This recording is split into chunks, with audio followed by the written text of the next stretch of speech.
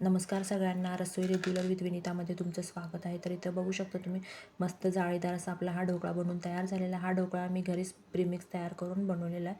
अगदी जाळीदार असा हा ढोकळा बनवून तयार होतो. त्यासाठी ना मी इथे 2 वाटी तांदूळ घेतलेले आहेत. तांदूळ तुम्ही कुठलेसुद्धा घेऊ शकता. तरी तुम्ही कोलमचे 2 वाटी तांदूळ घेतलेले आहेत. स्वच्छ धुवून घेतलेले आहेत 2-3 पाण्यामध्ये आणि आपल्याला फॅनखाली ना हे सुकून द्यायचं. तरी तुम्ही एका कॉटनच्या कपड्यावरती ना आपल्याला हे तांदूळ सुकून घ्यायचे फॅनच्या वाऱ्यानेच. तर तोपर्यंत इकडे तांदूळ सुकेपर्यंत ना इथे मी सुती कापड घेतलेलं आहे, त्याला ओलं करून घेतलेलं आहे सुती कापडाला आणि घट्ट पिळून घेतलेलं आहे.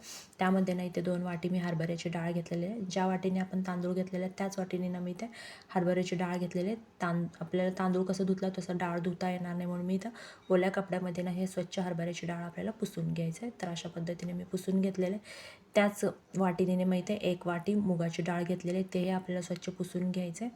आणि त्याच वाटीने सुद्धा आपल्याला इथे उडदाची डाळ घ्यायची आहे, तेही डाळ आपल्याला व्यवस्थित पुसून घ्यायचं आहे. हे सर्व डाळी एकत्रित करायचे आपल्याला. अशा पद्धतीने मी एकत्रित केलेलं आहे. आणि इकडे तांदूळसुद्धा बघू शकता तुम्ही, तांदूळसुद्धा छान सुकलेले आहेत फॅनच्या वाऱ्याखाली.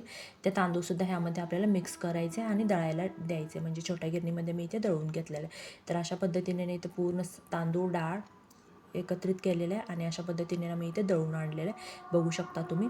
आणि ह्यामध्ये ना मी इथे 1 वाटी अशी साखर घेतलेली. ही साखर बारीक करून घ्यायचे आहेत आणि हे साखरनं आपल्याला ह्या पिठामध्ये मिक्स करून घ्यायचं आहे.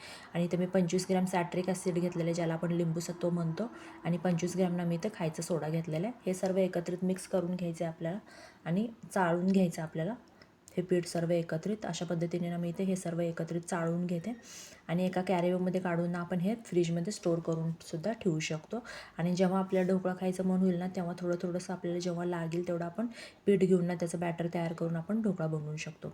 तर अशा पद्धतीने हे चाळलेलं पीठ मी पूर्ण एका कॅरीबॅगमध्ये काढून घेते आणि जेवढं लागेल तेव्हा आता मी ढोकळासुद्धा तुम्हाला करून दाखवते. तर इथे मी 2 ते 3 चमचे मी इथे ढोकळा घेतलेला आहे, ढोकळ्याचं पीठ घेतलेलं आहे, म्हणजे जे तयार प्रीमिक्स आहे तो घेतलेला आहे. त्यामध्ये ना चवीनुसार मीठ ॲड करायचं आहे आणि थोडंसं कलर ॲड करायचं. ऑप्शनल आहे फूड कलर, नाही केलं तरी चालेल. तर अशा पद्धतीने थोडं पाणी ॲड करून आपल्याला अशा पद्धतीने हे आपलं ढोकळ्याचं बॅटर तयार करून घ्यायचं आहे. आणि एका डब्याला मी इथे तेल पुसून घेतलेलं आहे, त्या डब्यामध्ये ना आपल्याला हे तयार बॅटर वतून द्यायचं आहे. तर अशा पद्धतीने हा तयार बॅटर वतून द्यायचा आणि इकडे कढईमध्ये ना मी पाणी उकळायला ठेवले होते.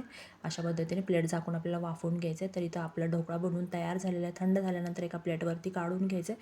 त्याच्यावरती ना आपल्याला मोहरी, कढीपत्ता, कोथिंबीरचा तडका आपल्याला वतून द्यायचा आणि त्यामध्ये मी थोडंसं पाणी आणि साखरसुद्धा ॲड केलेलं आहे आणि तो तयार तडका आपल्याला ह्या ढोकळ्यावरती वतून द्यायचा आहे.